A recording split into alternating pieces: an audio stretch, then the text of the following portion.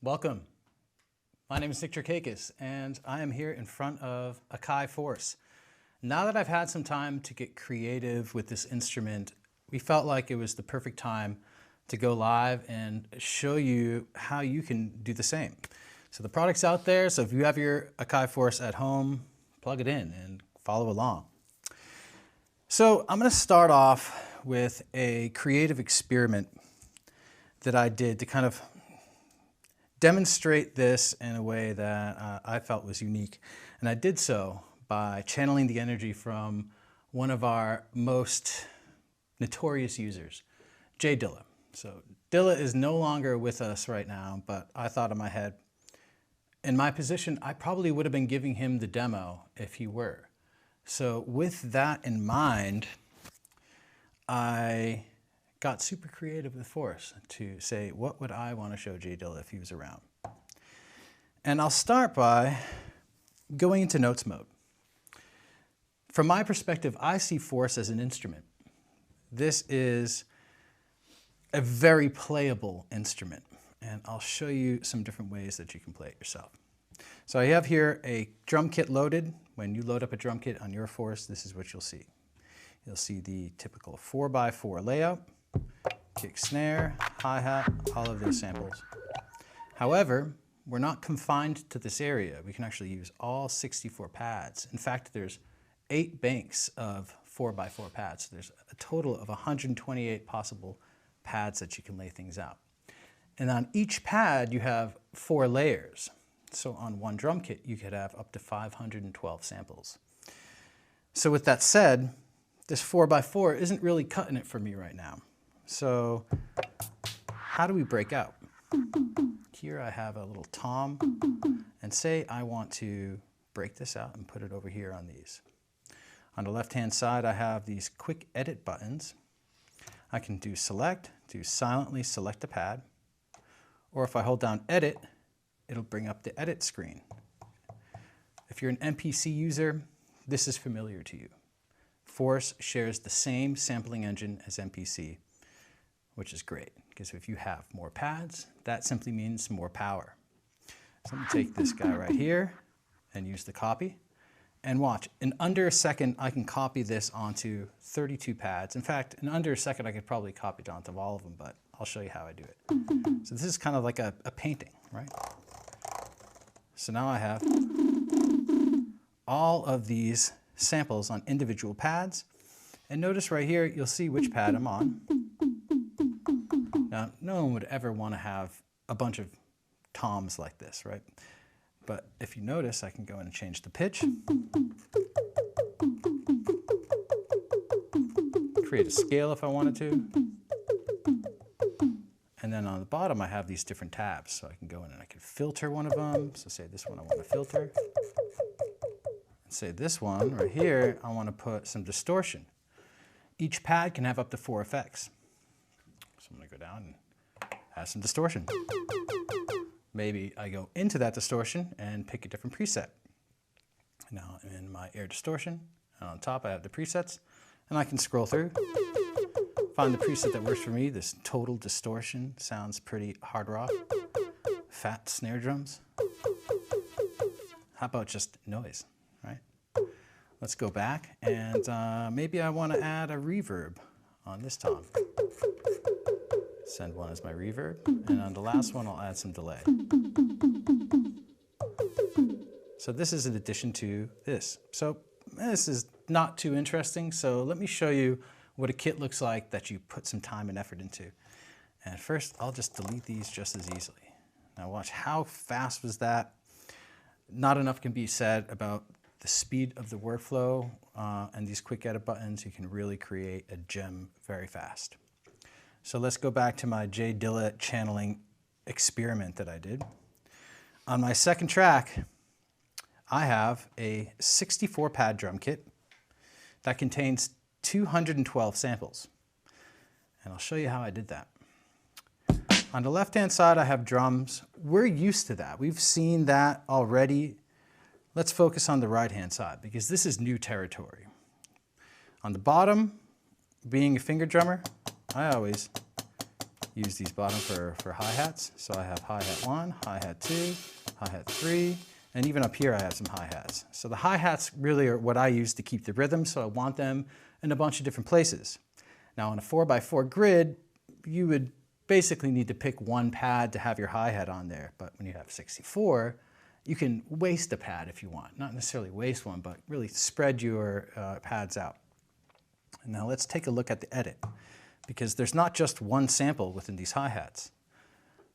The sampler has 4 layers, 1, 2, 3, 4, and I can click them, and on each of these layers, I can adjust the pitch. And I have them set up under my LFO modulation page to cycle. So as I press this, it's going to cycle around to the next sample, cycle around continuously. Now this is not too exciting on a hi-hat, but when we start to get into harmony and melody, you get some really interesting stuff. So these orange pads represent bass lines or different bass notes. You can see here I have one bass line,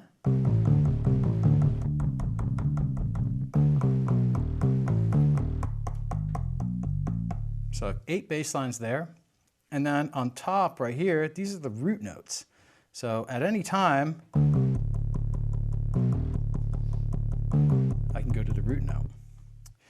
These blue pads right here are chords. So the bass line and the chords work well together. Let me show you.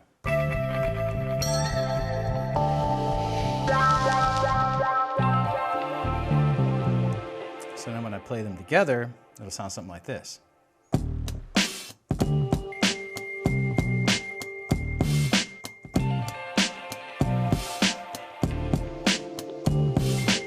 I can play any tempo that I want. I'm just trying to, again, channel that inner Dilla. On the left-hand side, I have my drums. And not just one drum kit, but actually a few of them. So I have my kick snare.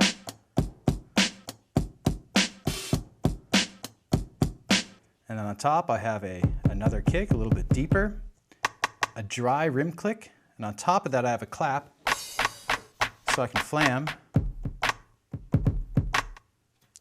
But then I wanted to add some effects. Now, on an MPC, I would usually assign one of my cue links to an effect that I wanted to have on there. But on Force, since I have so many extra pads, I've actually just assigned the reverb to this pad right next to the rim click. And then I have 3 different delays on these orange pads. So let's check this out.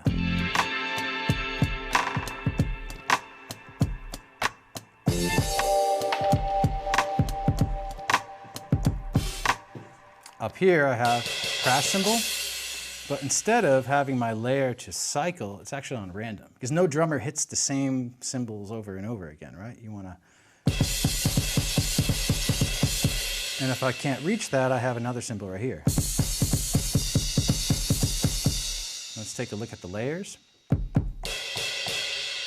So there's 3 different crash cymbals, and then they trigger randomly. And then for my tom, that's actually cycling.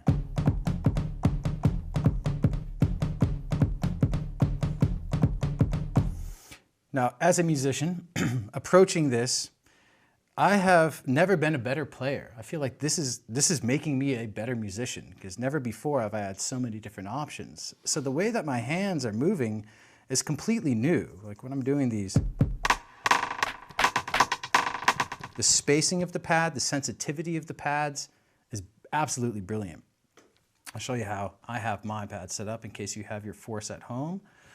Actually, I usually have them set up like this. On my particular Force, I forgot to go through and change this. And then pad A. So you'll notice on this setting, I can get all of, this is the velocity, so how hard I'm hitting the pad. I can get all the middle notes, even the chorded ones. But if I want those hard kick and snare, it's there available to me really easily. So, oh yeah, I have some other stuff up here too. I have like jungles or rain, and then in different sound effects,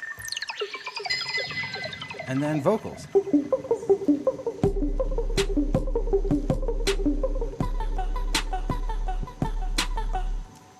theory, I could have a drum kit tuned to a specific key, or if I wanted to, have a performance, I wanted to change it, I could tune this down to a different key as well. So it's just a different way of thinking about how you want to construct your music. I could play a bass line with 2 pads.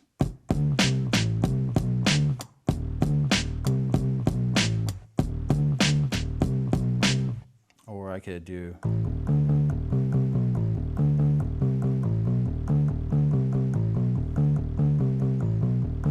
as long as you have the math right, you can get a lot of different combinations of bass notes with just simply 2 pads. So again, use your elastic brain and start to think about how you can use these features to advance your music and perform a little bit more interesting.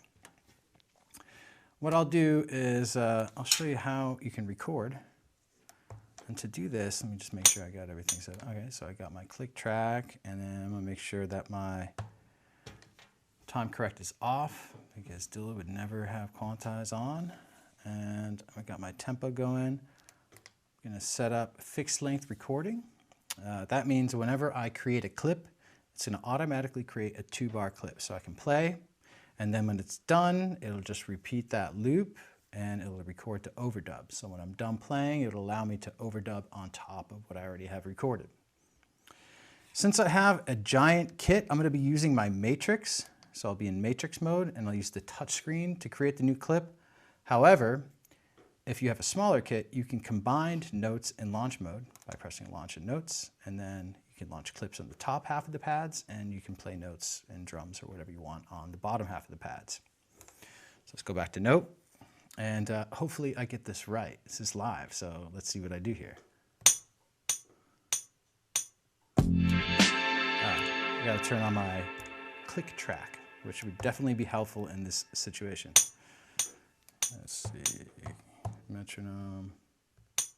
There we go. So let's try that again. And go to matrix, cool, notes, all right.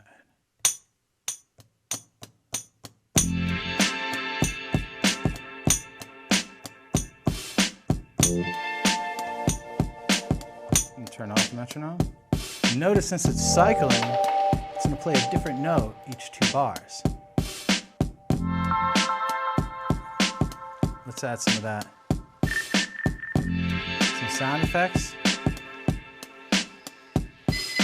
Again, a different sound effect. And if I use divisions of, say, 3, that bass line is going to change every time. So that's a 2-bar loop using the cycle sample, and now I'm creating a 16-bar loop. It's really cool, and I feel like this is one of the features that makes this special.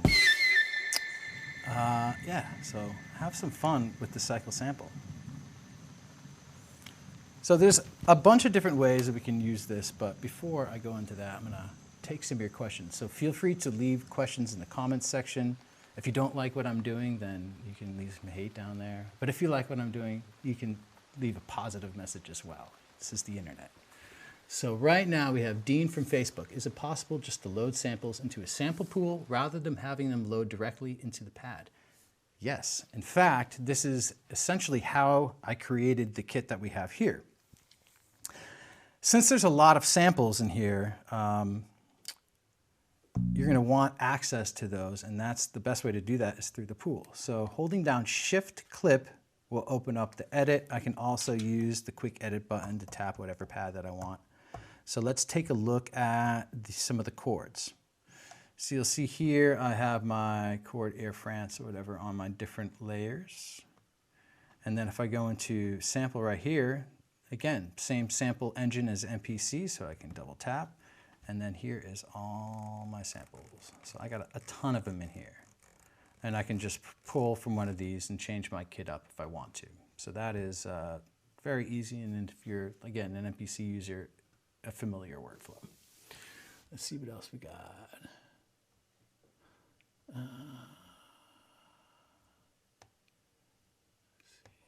Can you save kits, key groups? Or Damien Bricks from Instagram. asks, can you save Kit's key groups so they can be recalled in other projects? Absolutely. In fact, there's a save button, which I love, because when I went to audio school, that was written on the whiteboard when I walked into my recording one-on-one class, is save your project. So here's the save button. I'm on my drum kit right here. I press save. And you'll see I have a bunch of different options. I can save the project. I can change the name, save as. I can load up a new project. I could save the track, which would have the track and whatever effects that I have on there. It's kind of like a channel strip in Logic or an effects rack in Ableton. And then I have a drum kit, so just save the actual drum kit without any of those inserts. And I could even save the individual sample. And then, of course, at that point, I can bring that and load it up into any project that I want. So next, what I'm going to show you is a different way of performing. So this is very hip-hop focused. However, I prefer some melodic techno. That's really the sound that has been hitting me in the heart most recently. So for that, it requires a different way of putting together your project on Force. And to do that, I'm going to go into my load, and I'm going to find this project, which I didn't really name very well. I don't name my stuff well. It's a bad habit of mine that I've had since I was a youngin'. So I apologize for these terrible names, but I'm sure some of you out there don't name your stuff very well either. Okay, so with this song, what I did was think about if I were a DJ performer and I'm in that scenario, the way that I perform now is I make my song in a studio, and then later on I go and I DJ that out. So that's kind of been the paradigm of how it was. As I call it, the first singularity in dance music was when you could create a song and then play that out on a digital DJ player later that night. I started in '99, and at that point you were still very tied to vinyl. That's how DJs would play out until the software and the digital deck players became really good and then eventually took over.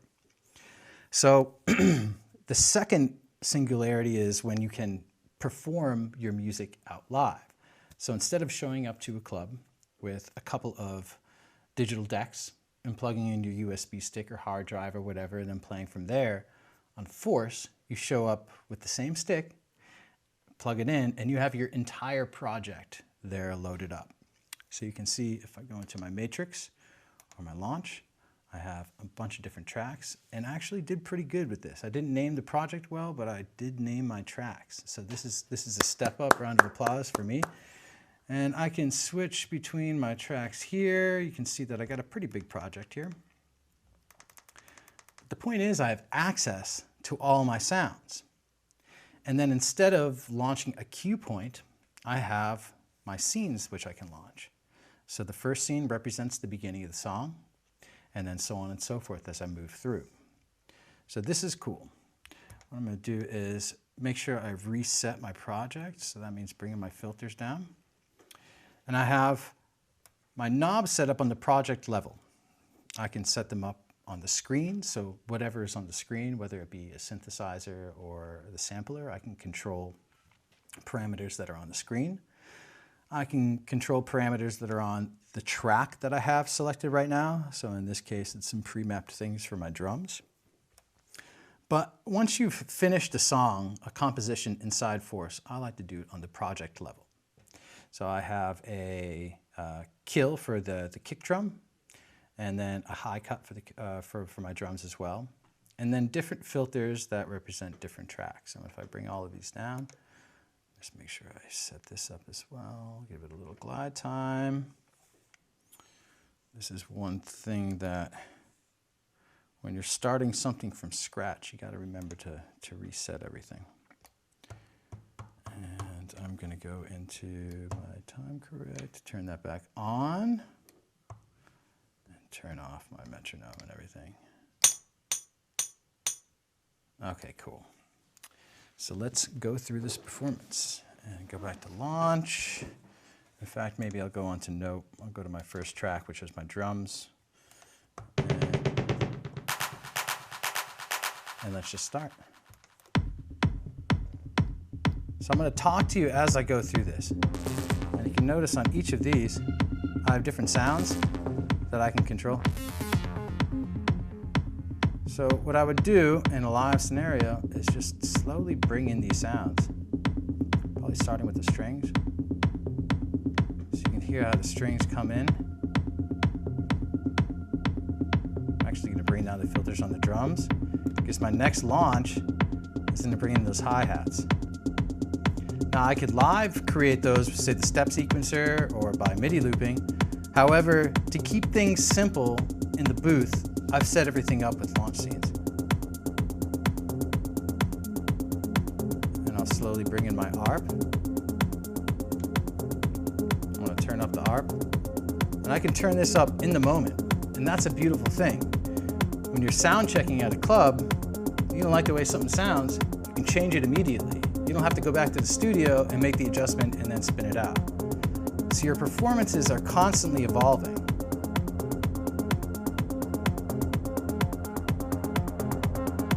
And here we go. My bad. I have my launch quantization set to 8th note right now. I actually wanted that at 1 bar, but it's all good. Sometimes mistakes happen in performance. There's nothing wrong with that. So now I can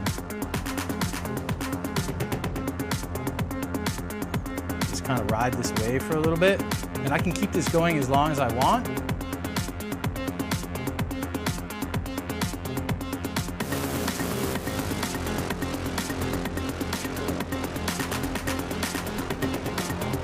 So with this, I killed the kick drum, and after 8 bars, I'm going to bring in the strings and unmute that kick. Quickly jump over to my track 7, and here on the second page I have the controls.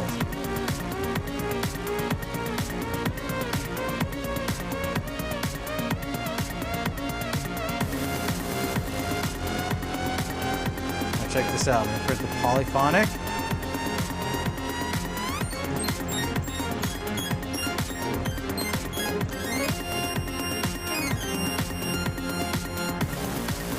So this mode right here has my octave stacked, or I could, it's a lot of fun modes that I can play around with. But let's bring this track out. So with the knobs, now that I have my foundation built, I can really control the intensity of the track if I wanted to, by bringing everything down, and I'm controlling all of the knobs at once.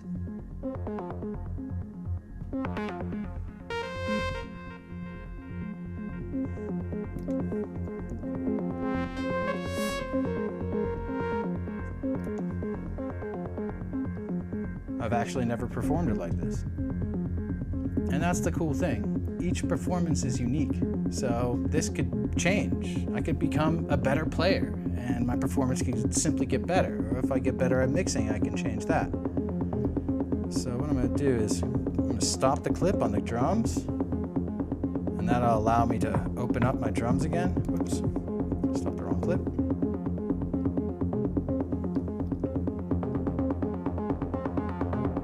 Go back to my launch mode.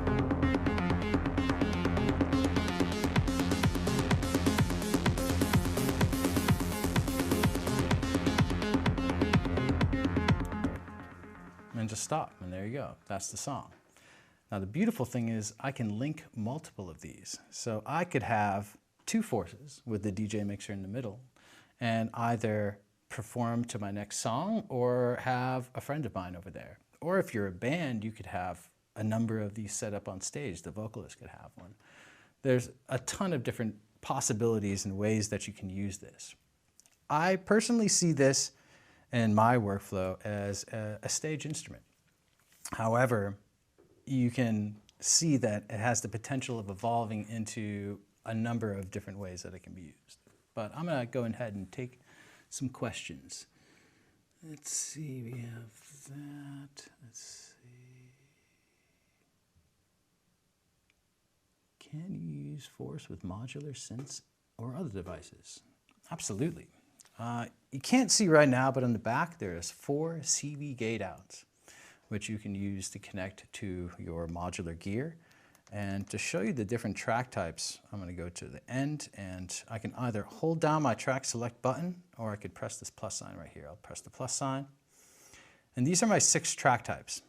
So I have audio, drum, plugin, key group, MIDI, and CV. And MIDI and CV are the ones that you're going to use to control your external synths. At home, I use the MIDI to plug into a Prophet 6, which I will show you. I have a song that I used with some Prophet and some Moog in there, and I recorded the audio in. And I also had a Voyager, and I thought to myself, man, how am I going to connect my Voyager? There's one MIDI out and through. So what I did instead, I connected it via CV. So I had the notes being controlled via CV on my Moog Voyager, and then my Prophet 6 was going through MIDI, which is great. And I could even auto sample some of these synthesizers as well. And I can do that with the same auto sampler.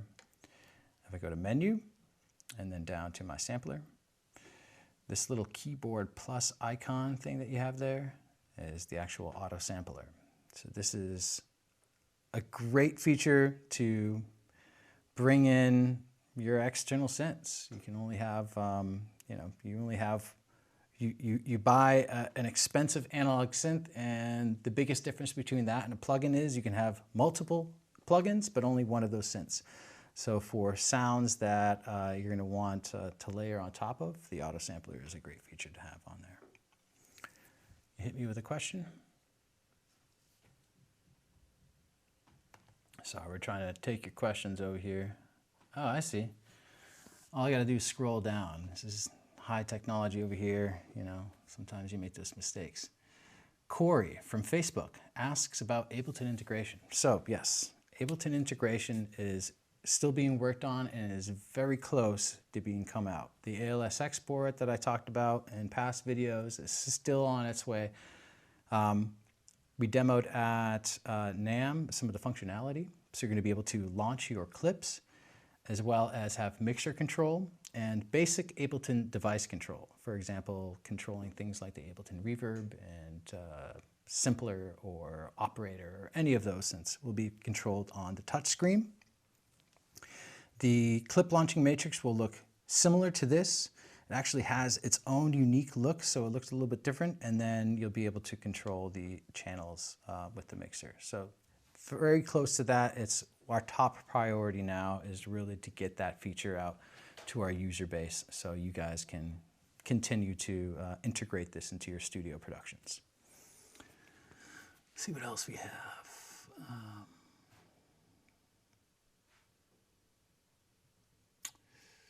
What was that decay on the kick? Not sure I know what you're talking about.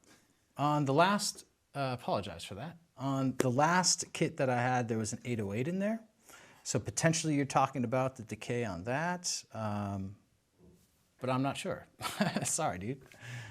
Let's see right here. CJ from, does it handle sending a MIDI out to hardware? Yes. Would it be essential brain to control my external synths and samplers?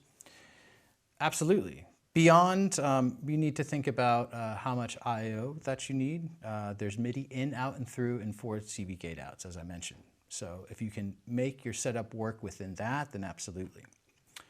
If you need more, you can always use a MIDI interface. And yeah, cool. So I would like to show you some of the recording workflow. I'll show you that in a little bit, but to do that, I'm going to load up a new project. Again, go into load, and somewhere in here I have another terribly named project, which is called 30, which means this is probably the 30th project that I made on Force. Sometimes I'll have days where I'll just create a bunch of them. The more you create on it, the easier it is to work with. It's highly recommended if you have one in front of you right now to just stick with it. Keep on making more songs, new ideas, pump them out. So for this, I have Prophet for the ARP, and for the bass, it's a Moog Little Fatty. There we go. And then on my drum page, got some drums, right? So as I mentioned earlier, there's this split mode. Launch mode and notes mode. If you press launch and notes at the same time, you have that split mode. So now I can trigger different clips if I wanted to, but in this case, we're going to record. So let's make sure we're record enabled. All right, and then in order to record, it's very simple. Just press the pad, but actually for this, I'm going to change my fixed length to 1 bar. That way I can always extend it afterwards, but I just like to hit the kick drum 4 times and have a loop. My time is a little off.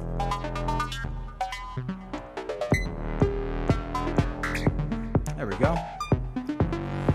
And again with this, you kind of just get a feel for the other stuff that's already been recorded, and then you add in the drums that you want.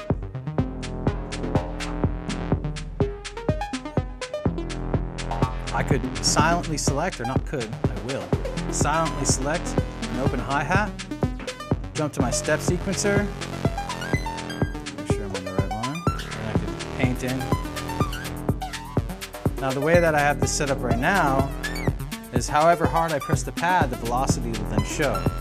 But you'll see I have these 16 layers. If I want it to have full velocity, just add the full velocity.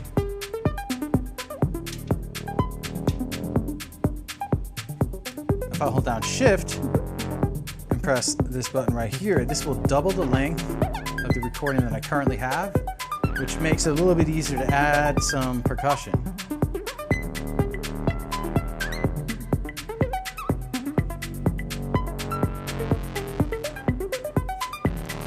Double that again, then I have 4 bars.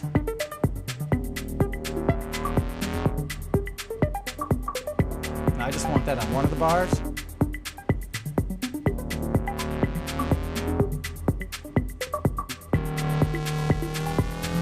I could mute that kick drum. And I did that by holding down mute, and you can see the muted pads are white. Take that one out, add a new kick drum.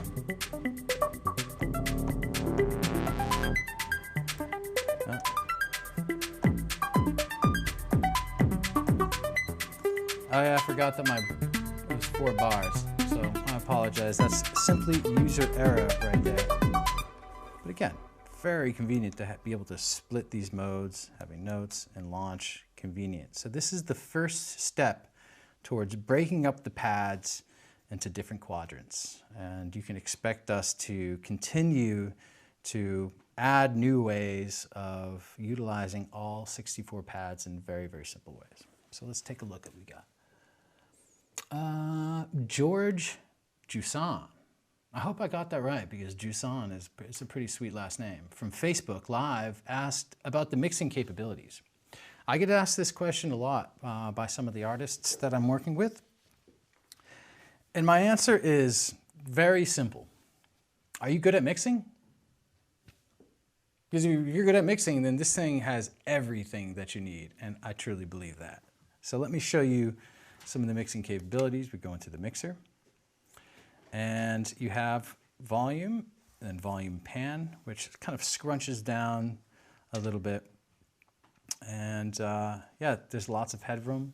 Your dynamic range, obviously, you're going to want to understand the fundamentals of how to mix. Make sure you're not overloading your tracks. But as far as having enough inserts and sends and all of that, there is everything that you need right here in the box. And to do this, I'm actually gonna, feel like it's better illustrated on the pad mixer. So within, this is my channel mixer, which has all of the different channels of my song. But if I hold down Shift and Mixer, it's gonna unlock and show you the entire channel mixer. And here I can add sends and inserts. This is within the mixer screen, but I actually prefer to do my drum mixing in the sample edit mode. So if I hold down edit and hit the kick drum, and then go to master, whatever pad that is not muted, right, that I play, I can then choose a master volume. So instead of, personally, and you might like this workflow as well, I associate the sound with the pad, not a channel mixer, right? That is The mixer was is still very effective. However, you can control volume with one knob. So here I can turn down the volume of my kick drum or turn it up. And as I go through and find, maybe that can go up a little bit, that can go up a little bit. You can make individual adjustments based on that. I can also go into the effects, and then each pad can hold an effect. So let's see, the air channel strip. Let's open this guy up. You have a full-on channel strip with a gate, compression, and equalization. The first tab is the EQ. The second tab is the compressor. And I'll show you some of the other effects because they're awesome. I have all of the air effects collection in here. And then I have all of the MPC effects as well. You can see if they're, I guess they all say MPC. I thought it said air, but I was wrong. Even I make mistakes. So let's check out some of these. I'm really been into the, where are you, phaser? You know my alphabet?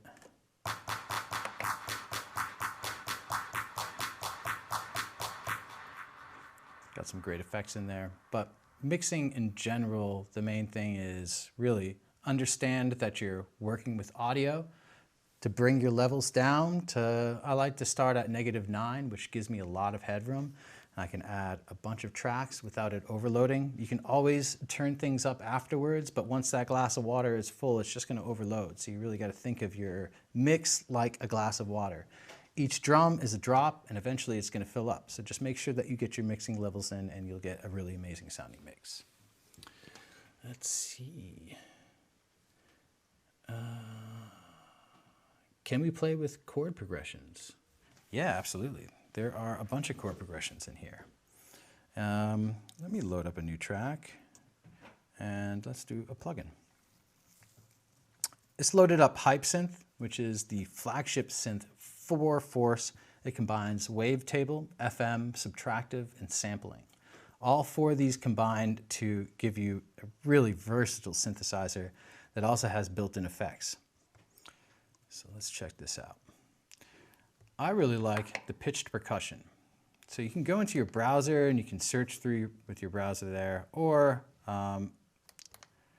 you can use the preset browser here. So this is the top of my synth. You can see which track I'm on, open up the preset value, and there's over 1,500 presets that come with Hype Synth. So it's very deep in that regard. I'm going to go down to my pitched percussion, and let's find a sound that's cool. I like this marimba.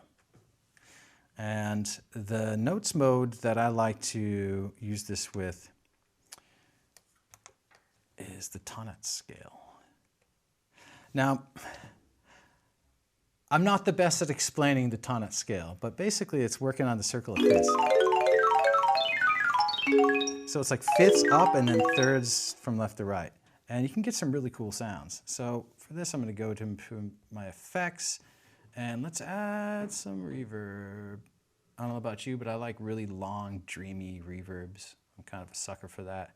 It's my obsession with Nigel Godrich, producer of Beck and Radiohead, Air. Just, he was really great at using those long, long reverbs.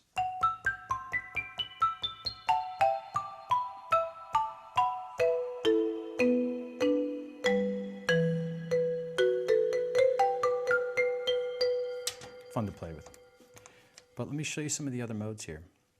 So now we're in notes mode, and I apologize for skipping over that, but you can see that under notes it says config, and that means that's the shift function.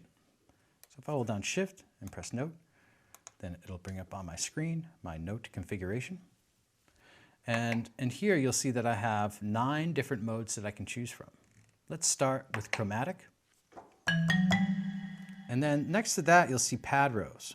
So this is really important to setting up your pads to play notes. We wanted to give the users as many possibilities as we could.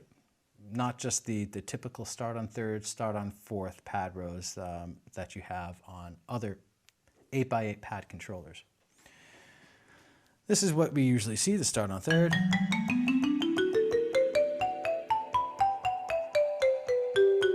And if I switch the scale, you'll see that the notes within that scale will then show up. And then I have it color-coded to the Camelot wheel, which is really convenient. So someone across the room could simply look at the colors and know which key we're in. You can just start on fourth as well.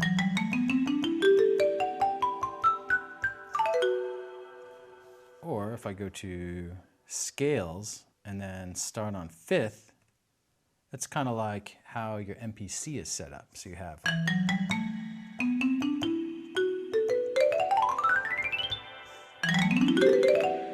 right, so this would be the first pad, the fifth pad, so on and so forth.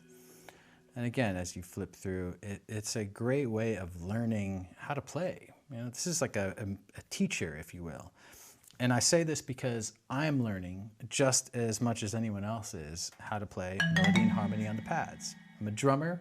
Been playing basically my whole life with kits. However, this is a medium that really brings melody and harmony to it helps me with melody and harmony and has really motivated me to learn music theory on a much deeper level than I already know, which I have a good enough understanding to be a musician my whole life, but this has really taken it to the next level. So we have the scales mode and we have harmonize. Now on harmonize mode, you'll see I'm on the Dorian scale and then my scale chord is going to be 1, 3, 5. So I have and a 1, 3, 5, maybe with a flat 7. And that's going to be different on each scale. So 1, 3, 5 with a flat 7 is going to sound different on the major pentatonic scale or the pentatonic minor than the middle major. So again, we're getting into that territory where we're going beyond physics. I like to think of that. You could look at these as cheat codes, but I feel like that's a really closed-minded view because virtuosity on piano, just imagine if you were able to, things like that are physically impossible. So we're really able to take our music and our playing beyond the physical limits, which I think is something that technology does better than anything. We're in the technology age, so let's take advantage of that and apply these techniques to music. Right? Or I could go to chords, and my root note is E. That means whenever I hit, it's going to play an E major. Sorry, I was doing scale, and what I meant to do was the chord.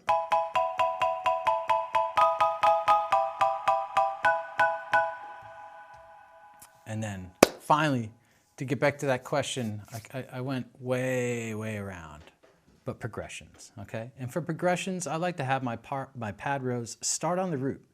That means the root note is going to be down here, and then each of the other chords within my progression, and there's 16 chords in each progression, will be laid out like this. And there's a bunch of progressions, man. We got gospel progressions. Let's check out some of these. Combine that with the arpeggiator.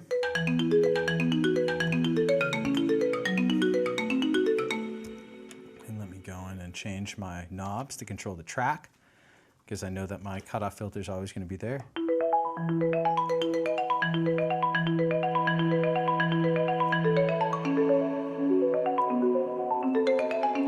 You can actually create your own progressions in the MPC software and then load them into Force. So another good way of utilizing your MPC software to kind of give Force a little bit of extra juice. And let's see, last but not least, we have things like guitar mode, which I've recently fallen in love with because I play guitar, a little bit of guitar, but like a lot of guitar players, I play the basic chords. So check this out. So we have a G chord. Let's turn off the filter.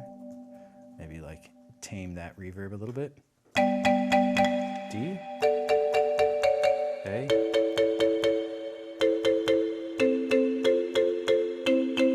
So if you play some guitar, then this will be familiar for you.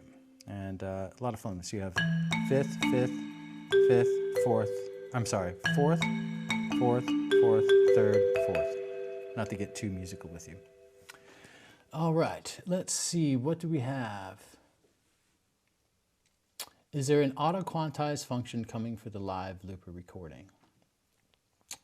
Not quite sure what you mean by auto-quantize for the live looper, but if you're asking about having it start on time, yeah, I'm not sure how to answer that question. I apologize for that. And then let's take one last question. It looks like that was just about it. Well, listen, guys, I hope that my very relaxed style of teaching you this instrument has helped you get a better understanding.